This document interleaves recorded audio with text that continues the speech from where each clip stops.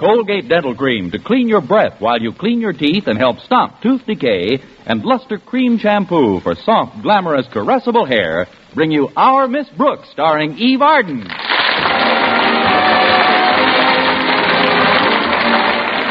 time once again for another comedy episode of Our Miss Brooks, written by Al Lewis. Well, last Friday fell on the 13th of the month, a day of caution for the superstitious. But to our Miss Brooks, who teaches English at Madison High School, it didn't mean a thing. No, indeed. Even when my landlady told me at breakfast that our cat Minerva came home with 2 black kittens, I just laughed and said, Mrs. Davis, no. Oh, yes. They've just had our last drop of milk. But Minerva and I were always so friendly. She didn't say a word to me about this. Oh, the kittens aren't Minerva's. I don't know where they belong. All I know is that we can't afford to keep them. It would mean 2 more mouths to feed. You're right, Mrs. Davis. We've got enough trouble feeding the mouths we've got. Say, I've got an idea. We could leave them in the Snodgrass pet shop until we located the owners. Stretch's father has all sorts of things in his place. That's true. He even has Stretch. Good old Stretch. That boy certainly is a fine athlete. Yes, he is. Now, if there was only some way we could find to exercise his brain. Don't worry about the kittens, Mrs. Davis. I'll have Walter Denton drop them off at the pet shop on our way to school this morning. Good. And one more thing, Connie. Would you deliver this jar to Mr. Conklin when you get to school? Certainly, Mrs. Davis. What have you cooked up for our beloved principal? It's a secret concoction, Connie. My own recipe. It never fails. Good. How long does it take to work, and will they find out what's in it at the autopsy? It's just a remedy for hiccups, Connie. It contains nothing but juniper juice, oil of cloves, a dash of vinegar, some vanilla extract, a spoonful of baking soda. Tell me the rest after breakfast. Well, that's about all there is to it. But it's very good. Mrs. Conklin says it's just a nervous reaction. She called last night and told me he got the hiccups yesterday, just a few minutes after he found out that the superintendent of schools is visiting him this afternoon. Mr. Michael? Why should he give Mr. Conklin the hiccups? Well, there's a new term starting in February, and it seems that Mr. Michaels wants to chat with Osgood about the way he's running Madison. You mean if Mr. Michaels finds fault with something, there's a chance that Mr. Conklin may not be... Oh, now cut it out, Connie. You're too old to live in a dream world. Oh, that's Walter Denton. Come in, Walter. Oh, I'd better go into the kitchen. I've got to clean those dishes I used for the kitten's milk. Why don't you let Minerva do the dishes? They're her friends. Hi, Miss Brooks. Did I hear Mrs. Davis mention kittens? Just some transient acquaintances, Walter. We're going to drop them off at Stretch's pet shop on the way to school. Oh, swell. Stretch will get a big kick out of them. He loves animals. All kinds of animals. I know. You've been friends for years, haven't you? I hope you're not superstitious, Walter, but these are both black cats, and today is Friday the 13th. Oh, that doesn't bother me, Miss Brooks. This is going to be a red-letter day in my memory. The day when the results of careful planning should be brought to fruition. Translation? Well, you've heard of Cure That Habit Incorporated, haven't you? You mean the outfit that helps people overcome alcoholism? Yes, ma'am. They got a big ad in the papers. You know, perhaps you or someone near and dear to you is a victim of this dread disease. Send for our instructive literature telling how you, too, can be cured. Well, day before yesterday, I sent for it. You, Walter? I always thought you were strictly a 2 Coke a day man. Oh, well, I didn't sign my name and address to the request. I printed the name of someone very near and dear to me. Who? Osgood Conklin. Walter, Mr. Conklin doesn't drink. Why, even on New Year's Eve, he just had fruit punch. His proudest boast is that he's a teetotaler. Well, that's the humor of it. When he gets all this stuff in the mail, he'll think that somebody somewhere doesn't believe that he doesn't drink. That thought alone should turn him purple. It'll probably be quite a picturesque spectacle. But I still don't think it's right, Walter. Does Harriet know about this rib? Of course not. She's his daughter. She likes Mr. Conklin.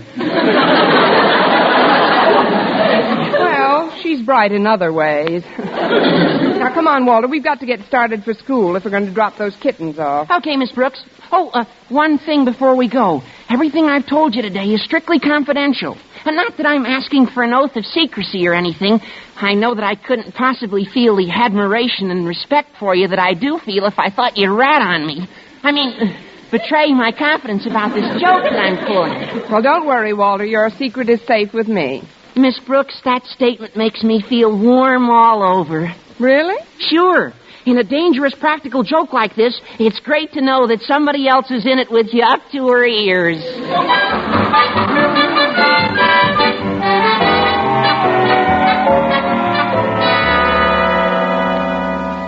Sorry to have kept you waiting, Mr. Chalmers. What can I do for you?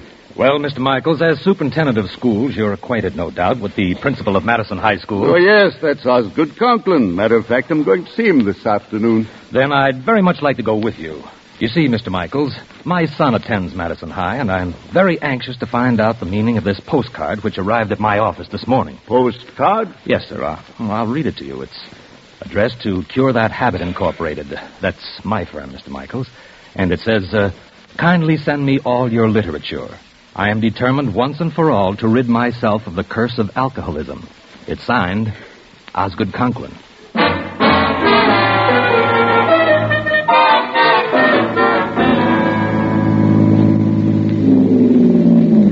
Here we are, Miss Brooks. Dear old Madison High. I should have known that the Snodgrass pet shop doesn't open until 9. What in the world are we going to do with these kittens, Walter? Gosh, I don't know, Miss Brooks. Mr. Conklin's awfully strict about pets in the building. The only animals allowed are in Mr. Boynton's lab. Oh, say, we could keep them in there until lunch period. That's right. Then Stretch could take them over to his dad's shop. Come on, Walter, let's take them in. Wait a minute, where are the kittens? I got them in my sweater pocket. See, here's one. And here's the other one.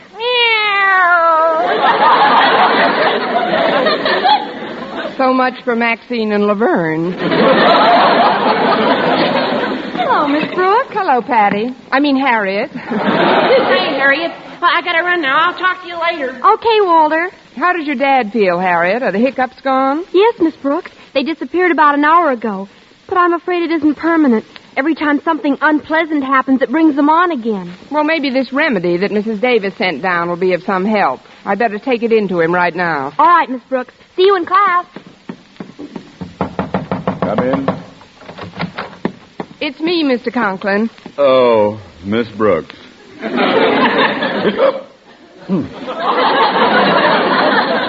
Well, they're back. Who's back?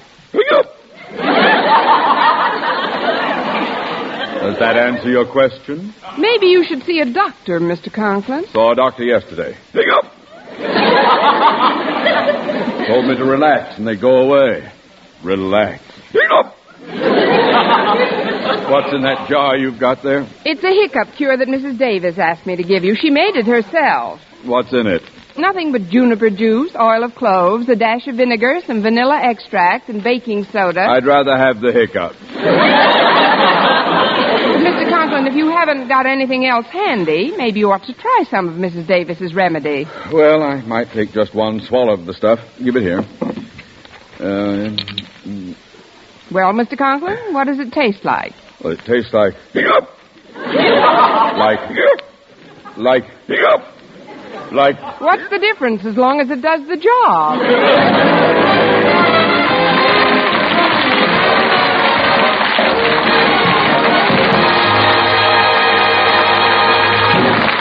Our Miss Brooks, starring Eve Arden, will continue in just a moment. But first, here is Vern Smith. No other dentifrice offers proof of such results. Proof that Colgate Dental Cream helps stop tooth decay before it starts. 2 years' research at leading universities using Colgate Dental Cream, hundreds of case histories, makes this the most conclusive proof in all dentifrice history on tooth decay.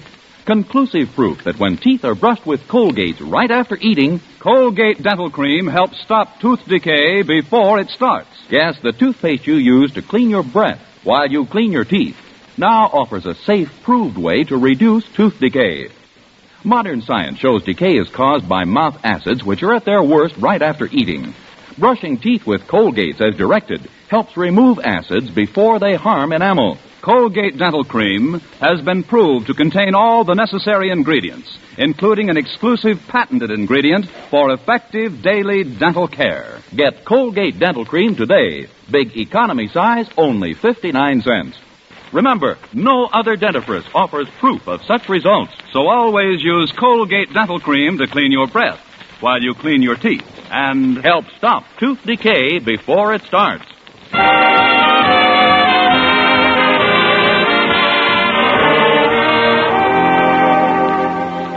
Well, after giving Mr. Conklin an antidote for Mrs. Davis's hiccup remedy, I returned to my classroom and whiled away the hours before lunch by teaching a bit of English. Promptly at noon, I found myself, by the amazing coincidence which occurs daily, at Mr. Boynton's biology lab. Come in. Oh, it's you, Miss Brooks. I'm glad you dropped in. Very glad indeed. Honestly, Mr. Boynton? I should say so. You've got to get these cats out of here. Oh. No, don't worry about that. Walter Denton has asked Stretch to pick them up and take them to the Snodgrass pet shop. Oh, good. Where are they, Mr. Boynton? Well, I had to keep them over here in a separate cage, away from the white mice. They were pretty upset. Cats do that to mice as a rule. Well, here they are. Meow. This one loves to be petted. So does this one, for that matter.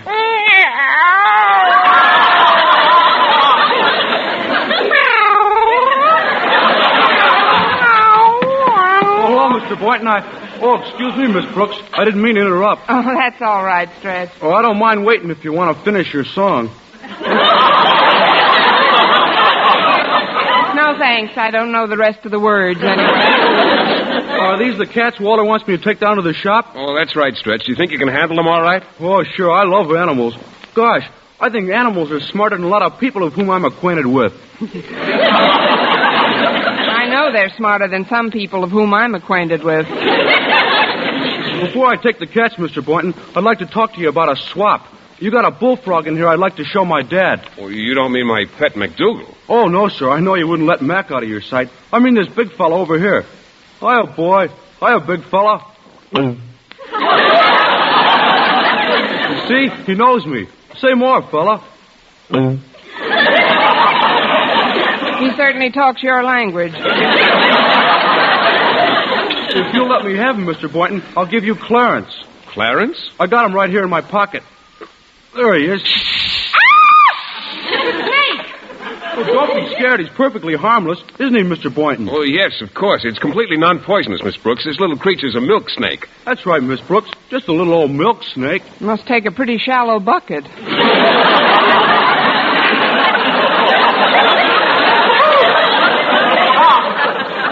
Well, he couldn't possibly hurt anyone, Miss Brooks. He's just a baby. That doesn't prove anything. When I was a baby, I bit people all the time.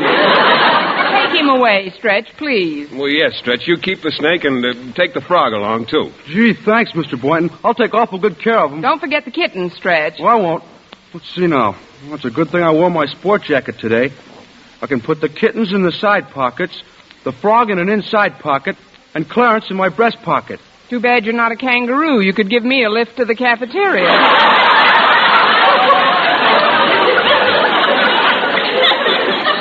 Oh, I'm not going to the cafeteria. I got to go to the principal's office and clean it up. Mr. Conklin's expecting some high brass down. You mean the chandelier's loose?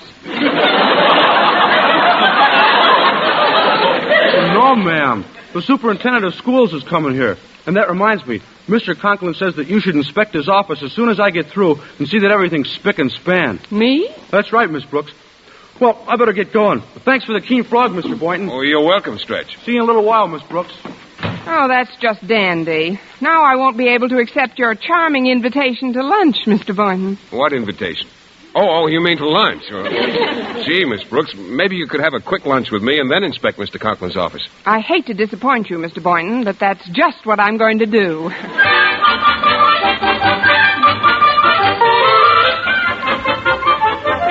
There. The last window's clean. Mr. Conklin's office looks neat as a pin. Don't you think so, Miss Brooks? Let's see. Yes, it looks very nice, Stretch. Mr. Conklin should be very pleased when he gets back from lunch. Oh, I hope so. Now I'll put my jacket back on and get these animals back to the... Hey, wait a minute. They're gone. Who's gone? Everybody. Kittens, the frog, and the snake. They must have crawled out of my pockets when I put my jacket down. Oh, no. Well, they must be in the office somewhere. We've got to find them before... Well, let's see how the place looks. Mr. Conklin. You've done a very nice job, Stretch. Well, thanks, Mr. Conklin, You can but... run along now. Miss Brooks, you will stay here and help me find some papers. Yes, sir. But, Mr. Conklin... I've already thanked you, Snodgrass. Now go. Now then, Miss Brooks, I've been trying to locate the semi-annual report I made to the Board of Education 6 months ago. Will you kindly look in the top drawer of my desk while I try the closet here? Very well, Mr. Conklin. It's not in there. You hardly looked, Miss Brooks. I saw enough. It's not in here either. Oh, it must be in this drawer. Let me look for myself.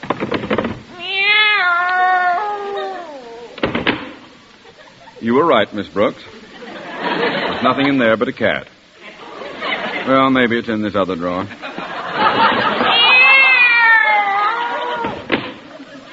No, just another cat. Well, in that case, I'll simply have... Just another cat!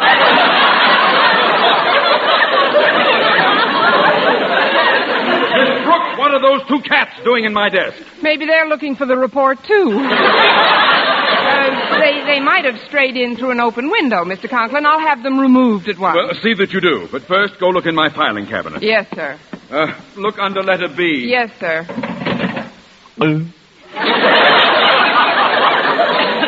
What are you doing in here? You should be filed under F.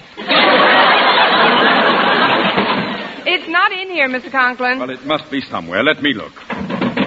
What's in this batch? Let's see. One letter from Boys Town. My Beaver Patrol badge. One communication from the board. One frog. An invitation to the Elks barbecue. Another notice of a board meeting. A letter from... One frog! Miss Brooks, there's a frog hopping around my filing cabinet. Frog? Yes, he's jumping all over the place. What will I do, Miss Brooks?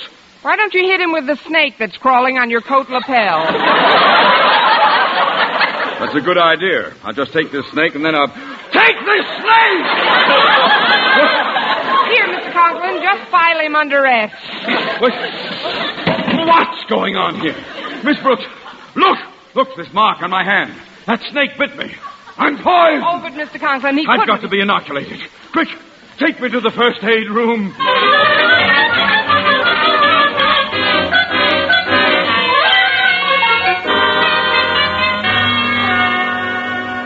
Now, just sit in that chair and relax for a minute, Mr. Conklin. I'll be right back. As you say, Miss Brooks.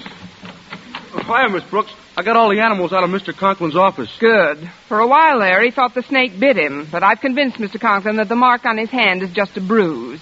In fact, I was looking for some rubbing alcohol, but they seem to be out of it in first aid. I'll get you some over at the gym. But first, I'd like to cheer Mr. Conklin up a bit. Hiya, Mr. Conklin. Let's see your hand. There. All black and blue. That ain't nothing at all, Mr. Conklin. The skin ain't even broke. You got nothing to worry about. Thank you, Doctor.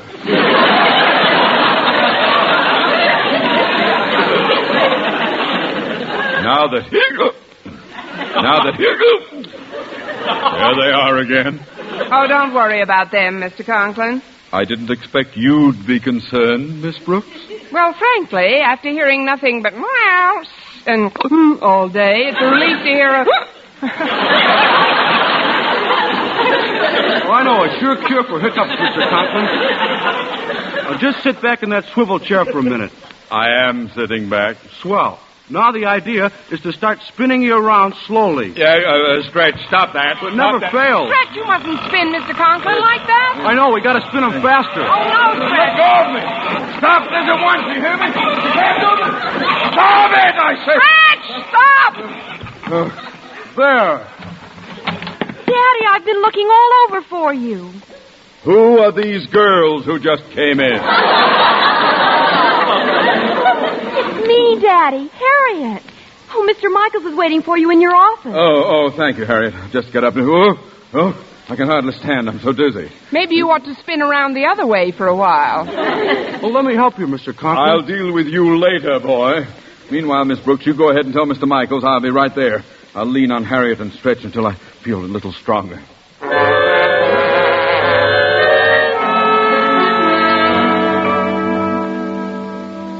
So you see, Mr. Michaels, I certainly wouldn't want my boy in a school run by someone who had to come to my firm for assistance. I'm sure there must be some mistake, Mr. Chalmers. I've known Osgood Conklin for a good many years, and whatever else he may be, he's not a drinking man.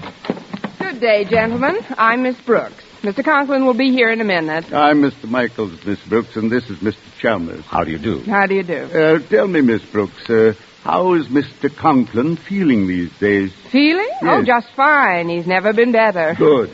You see, Mr. Chalmers, I'm sure that one look at Mr. Conklin will convince you that he's not the type of person who sends postcards to cure that habit incorporated. Hello, Mr. Michaels. Sorry I'm late. There you go.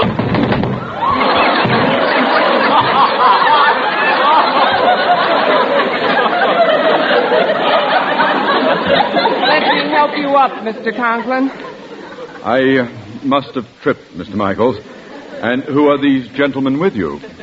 These gentlemen are Mr. Chalmers. Shake hands with the one in the middle. Pleasure to know you, Mr. Chalmers. Don't look now, but that's Mr. Michaels. Here's Mr. Chalmers. Oh, of course. Glad to shake your hand, Mr. Chalmers. You're shaking his umbrella.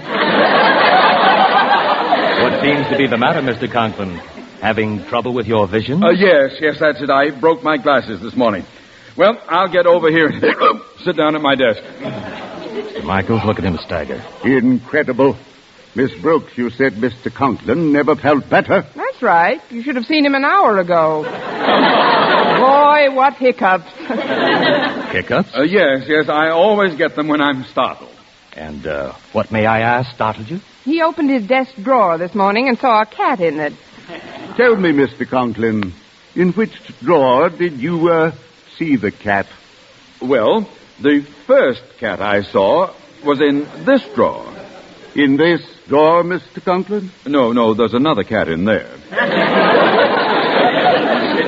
It was the one in here that startled me. Would you mind showing us your cats, Mr. Conklin? Not at all. They're right here in these drawers. Why, they're gone. They come and they go, Mr. Conklin? Miss Brooks, where are the cats? They disappeared right after I took you to first aid. But he really did see them, gentlemen. Indeed. The next thing you'll be trying to tell us is that he found a bullfrog in his filing cabinet.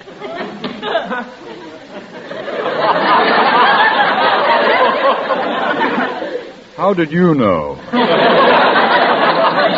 Bullfrog, too? There must be some error here. Yes, he was filed under B instead of F. Well, Mr. Michaels, do you believe me now? I'm afraid I do, Mr. Chalmers. Conklin, I don't want to seem unnecessarily cruel, but if you want to stay on as principal of this... Oh, pardon me, folks. Here's your alcohol, Mr. Conklin. I'll take it, Fred.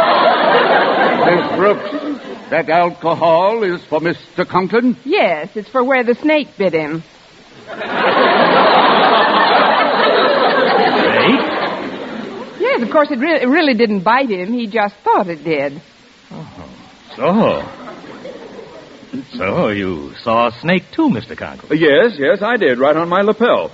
Although I'm told that he's not poisonous, snakes still give me an extremely unpleasant feeling. I assure you that if I ever see him again, I'll... Wait a minute. There he is under your chair, Mr. Chalmers. Look out. I'll get him, I'll get him. There. Good for you, Mr. Conklin. You have just killed Mr. Chalmers' umbrella.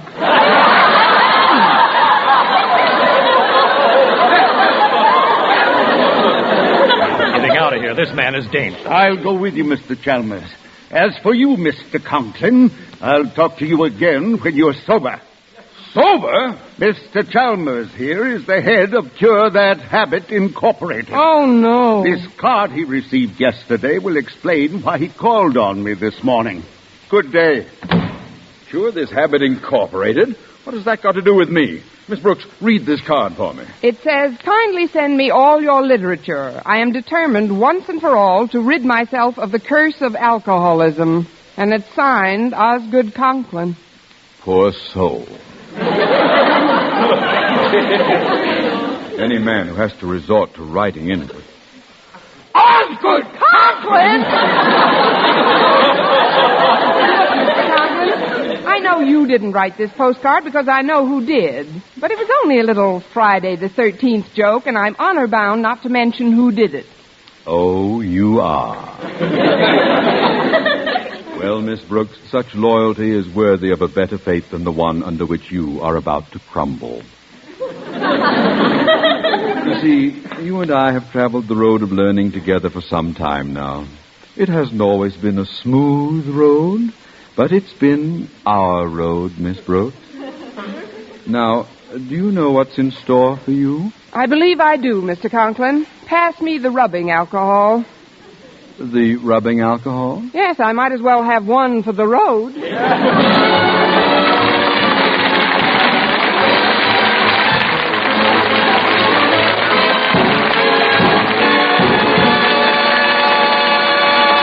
Eve Arden as our Miss Brooks returns in just a moment, but first...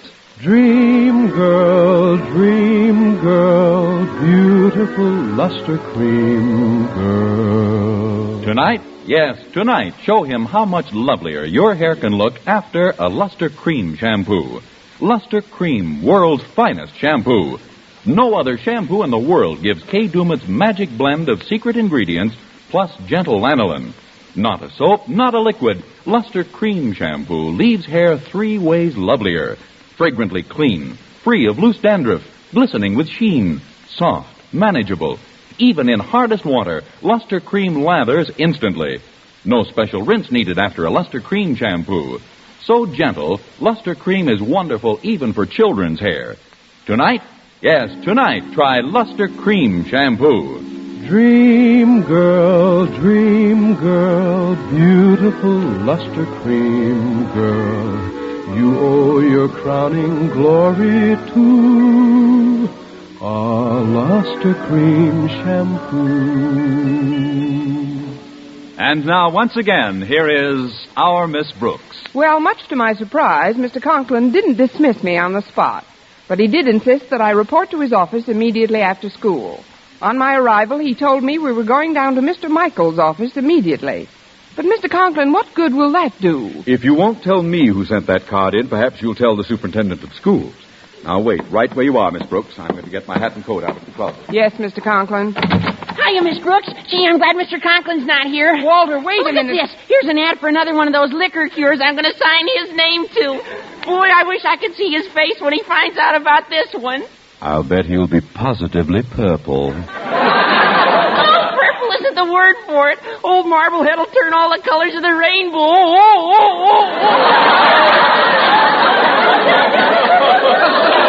Miss Brooks, what should I do now? There's only one thing you can do. Plead insanity.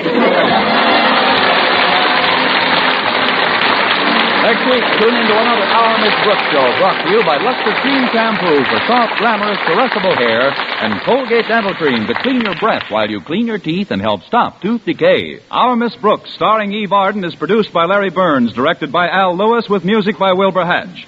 Mr. Boynton is played by Jeff Chandler, Mr. Conklin by Gail Gordon. Others in tonight's cast were Jane Morgan, Dick Crenna, Gloria McMillan, Bill Lally, Leonard Smith, and Francis X. Bushman.